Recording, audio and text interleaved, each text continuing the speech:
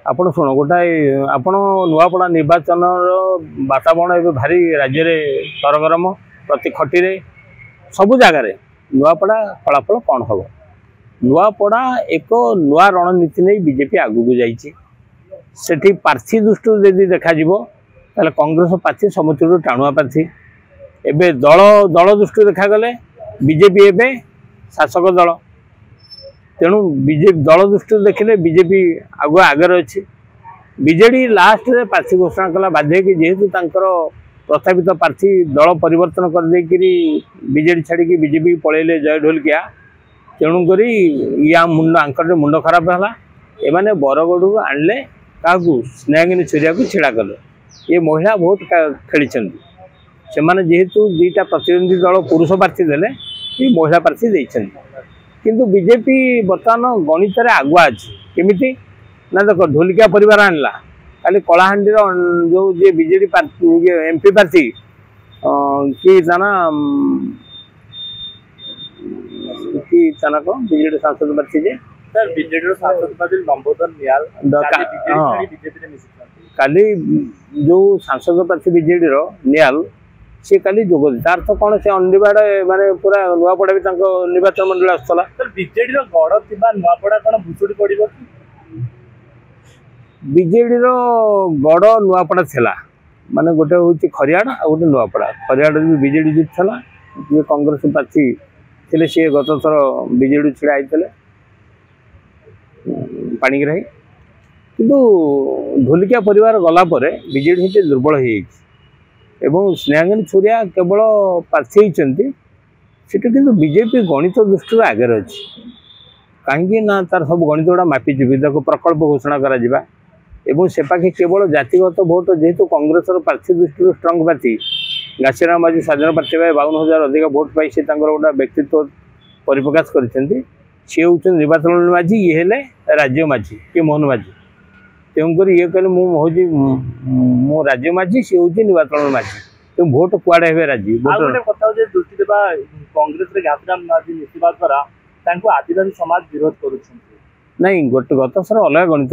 PCC president ଶରତ ପଟ୍ଟନାୟକ ଛିଡ଼ା ହେଲେ ସବୁ ତାଙ୍କୁ ଗୋଟେ ବାଧିଲା ଯେ ଆମେ ଏତେ ମାଝୀ ପରିବାର, ଆମର ଗୋଟେ ପିଲାଟା ସଂଗଠନ ଦାୟିତ୍ୱ ନେଇଛି, ତାକୁ ଟିକେଟ୍ ଦିଆଗଲାନି। ସେ ପ୍ରମାଣ କରିଦେଲେ ଯେ ମାଝୀ ପରିବାର ବି ଗୋଟେ ଦବଦବା, ମାଝୀ ସମ୍ପ୍ରଦାୟର ଗୋଟେ ଦବଦବା ଅଛି। ସେଇ ଦବଦବା ହେଲା ପରେ କିନ୍ତୁ ମାଝୀ ପରିବାରକୁ ବିଭାଜିତ କରିବା ପାଇଁ ବିଜେପି ସେଠି ଅନେକ କାର୍ଡ ଖେଳିଛି, କଳ ବଳ କୌଶଳ ସବୁ ପ୍ରୟୋଗ କରିଛି। ତେଣୁ ମାଝୀ ପରିବାର ମାଝୀ ଗତ ଥର ଯେତିକି ପାଇଥିଲେ ଏତେ ଥର ବର୍ତ୍ତମାନ ସେତିକି ପାଇବେ ନା ନାହିଁ ଘାସିରାମ କହିହେଉନି। ସାର୍, ଯଦି ଦେଖାଯାଉଛି ବିଜେପି ହେଉଛି ଶାସକ ଦଳ ଯେତେବେଳେ ସେଠି ଲଢ଼ିବ ତା ପାଖରେ ଅର୍ଥ ଅଛି, ତା ପାଖରେ ମଧ୍ୟ ବିଭିନ୍ନ ଆଇଡିଆଜି ସ୍କିମ୍ ଅଛି। ସ୍କିମ୍ ମଧ୍ୟ ପ୍ରଲୋଭନ ଦେଇକି ସେ କଳ ବଳ କୌଶଳ ଲଗେଇବ ଜିତିବା ପାଇଁ। ସେଠି ଅନ୍ୟ ଦଳ ଯେଉଁ ସେମାନେ ସବୁ ଏସବୁ କରିପାରିବେ ନାହିଁ।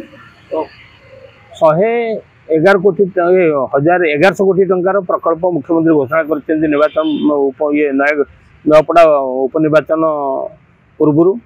ତେଣୁକରି ଗୋଟା ପାଖେ ଲୋକଙ୍କୁ ହେଲା ବିକାଶର କଥା କରାଗଲା ଏବଂ ଦଳ ମଧ୍ୟ ସହଜରେ ଢୋଲିକିଆ ପରିବାରରୁ ପ୍ରାର୍ଥୀ ଆଣିଲେ ଏବଂ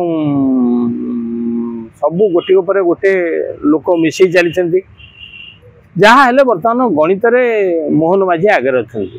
ଲୋକପ୍ରିୟତାରେ ଯେମିତି ନବୀନ ବାବୁ ଆଗରେ ଥିଲେ, କିନ୍ତୁ ନବୀନ ବାବୁ ନିର୍ବାଚନ ମଣ୍ଡଳୀ ଯିବେ ପ୍ରଚାର କରିବେ କି ନାହିଁ ଏବେ ଅଙ୍କ କଥା ଯାଇନି। ଯଦି ବା ତାଙ୍କର ଗୋଟେ ବିରାଟ ପ୍ରଚାର ତାଲିକା ଘୋଷଣା କରିଛନ୍ତି, ମୁଁ କାହିଁ ଭାବୁଛି ସେଥିରେ ଆନ୍ତରିକତା କମ, ଅନ୍ତର୍ବିବାଦ ଅଧିକା ବିଜେଡିର।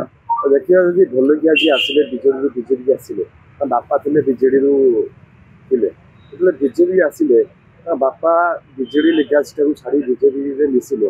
ଏଇଟା କ'ଣ ପ୍ରକୃତରେ ସେ ଠିକ୍ କଲେ କି? ବାପାଙ୍କର ଯେଉଁ ବିଜେଡି ଭଲ ପାଉଥିଲେ।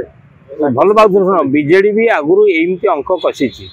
ଯଦି ବିଜେପୁରରେ ସୁବଳ ମାଝୀ କଂଗ୍ରେସର ବିଧାୟକ ଥିଲା ମରିଗଲେ, ତାଙ୍କ ସ୍ତ୍ରୀକୁ ରୀତା ମାଝୀକୁ ଆଣିକି ପ୍ରାର୍ଥୀ କଲା ବିଜେଡି। ଯେଉଁ ଗଣିତରେ ସେ ଅନ୍ୟ ଦଳମାନଙ୍କୁ ମାରିଥିଲା, ସେଇ ଗଣିତରେ ଆଜି ବିଜେପି ମଧ୍ୟ ବିଜେଡିକି ମାରିବା ପାଇଁ ବସିଛି। ସମୟ ବଦଳିଛି, ଶାସନ ବଦଳିଛି ଏବଂ ବିଚାର ଯାହା ଅଛି, ଯେମିତି ପଲିଟିକାଲ ବିଚାର, ଯିଏ ଯାହାକୁ ମାରିବ କୌଶଳ ଅବଲମ୍ବନ କରୁଛନ୍ତି। ମୁଁ ଭାବୁଛି ଯେ ଆପଣ ଯାହା ବି କୁହନ୍ତୁ, ବର୍ତ୍ତମାନ କଂଗ୍ରେସ ଆଉ ବିଜେଡି ଭିତରେ ପ୍ରତିଦ୍ୱନ୍ଦିତା ଚାଲିବ, କିଏ ବିରୋଧୀ ଆସନ ସେଠି ଦ୍ୱିତୀୟ ରହିବ। କିନ୍ତୁ ଆପଣ ଯାହା କଳେ ବଳେ କୌଶଳ ବିଜେପି ସେଠି ତାର शासन बा सफलता पाइबा पे यदि पुराना बाई इलेक्शन जी पद्मपुर रे पावर रे थाई मध्य बीजेपी हारी थिला और छत्तीसगढ़ पाख थिला एटी सेम अंक हबो कि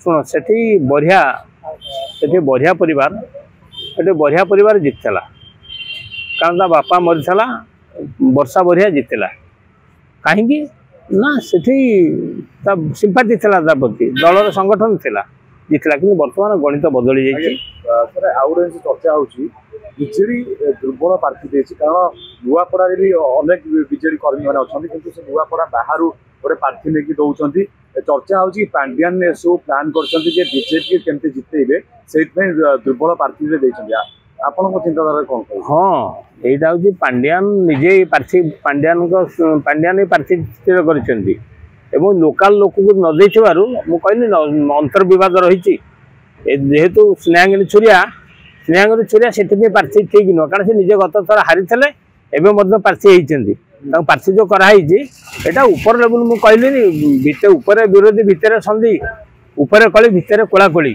तेणुक तुच्छा को स्नेहांगिनी छुरिया पड़े से बढ़ी